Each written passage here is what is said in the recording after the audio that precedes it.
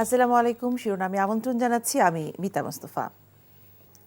ধানমন্ডি ৩২ নম্বরের বাড়ির আরও খবর জানতে আমরা সরাসরি যাচ্ছি সেখানে আমাদের সিনিয়র করেসপন্ডেন্ট আপেল শাহরিয়ারের কাছে। আপেল, ধানমন্ডি ৩২ নম্বরের সবশেষ কি পরিস্থিতি আমাদেরকে জানাবেন?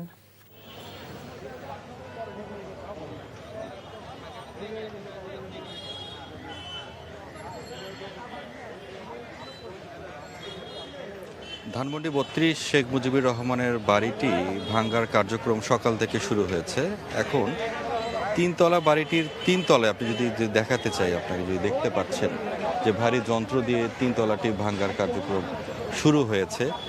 সকাল থেকে ছাত্র জনতারা এখানে অবস্থান নিয়েছে এবং গতকাল রাত থেকে যে উত্তেজনা এবং এই বাড়িটিতে ভাঙচুর করা হয়, অগ্নিসংযোগ দেওয়া হয়, অর্থাৎ সকাল থেকেও তারা এই কার্যক্রম চলমান রেখেছে এবং কয়েকজনের সঙ্গে আমি কথা বললাম।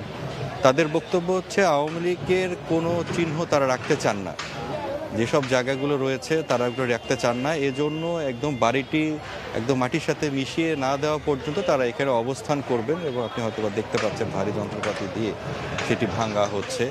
মূলত এই যে মূল যে বাড়িটি তিনতলায়, এর পাশেও যে স্থাপনাগুলো রয়েছে সেগুলো একে একে ভেঙে ফেলার পরিকল্পনা নেওয়া হয়েছে। এবং যদি আমি বলে রাখি যে যে মূল ভবনের পিছনে আরেকটি বহুতল ভবন রয়েছে, লাল বিল্ডিং, সেটিতে মূলত হচ্ছে আওয়ামী লীগের যে কর্মকাণ্ড অর্থাৎ রাজনৈতিক দলটির যে কর্মকাণ্ড ছিল সেটির সংরক্ষণ করা ছিল। অথবা দেখতে পাচ্ছেন সেখানেও যে স্থাপনাগুলো রয়েছে বা যে সরঞ্জামগুলো রয়েছে সেগুলো কিন্তু ছাত্র জনতার আসলে সব কিছু খুলে নিয়ে চলে যাচ্ছে।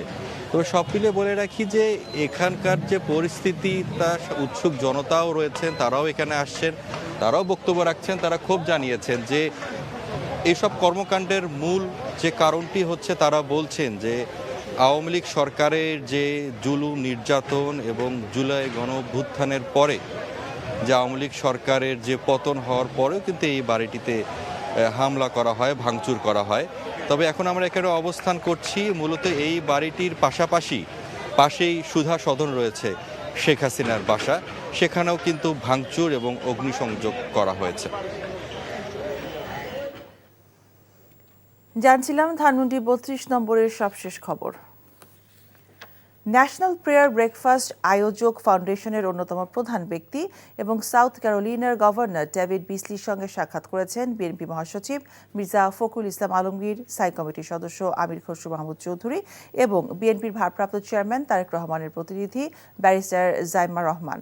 Governor David Beasley Republican governors অ্যাসোসিয়েশনের সাবেক সভাপতি, জাতিসংঘের ওয়ার্ল্ড ফুড প্রোগ্রামের প্রেসিডেন্ট এবং ২০২০ সালে সিরিয়া, ইয়েমেন এবং আফগানিস্তানে মানবিক সাহায্য দিয়ে মানুষের জীবন বাঁচানোর জন্য তার নেতৃত্বের স্বীকৃতিতে নোবেল শান্তি পুরস্কার পান তিনি।